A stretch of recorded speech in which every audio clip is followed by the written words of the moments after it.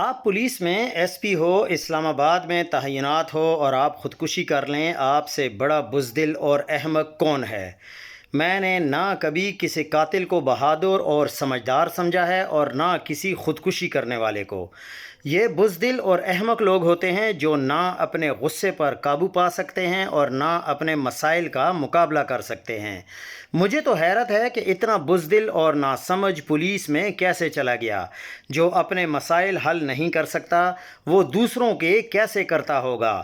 جو اپنے مصائب کا سامنا نہیں کر سکتا وہ مجرموں کا کیسے کرتا ہوگا؟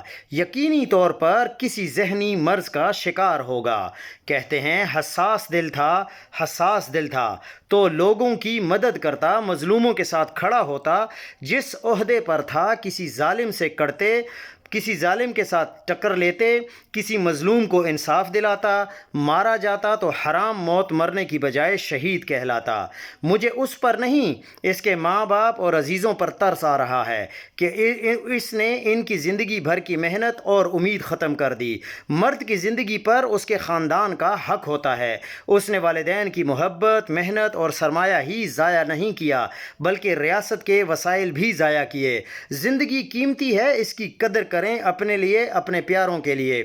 اس جیسوں کو ہیرو مت بنائیں، یہ ترس اور رحم کے قابل بھی نہیں ہے کیونکہ یہ غلط راہ دکھا کر جا رہے ہیں، بزدلی اور فرار کی۔ اور یہ حقیقت بات ہے کہ خودکشی اسلام میں حرام ہے۔ اسلام ایک بار پھر درست ثابت ہوا جس نے خودکشی کو حرام قرار دیا اور بتایا کہ خودکشی کرنے والا ہمیشہ اسی عمل کو دہراتا اور اذیت پاتا رہے گا۔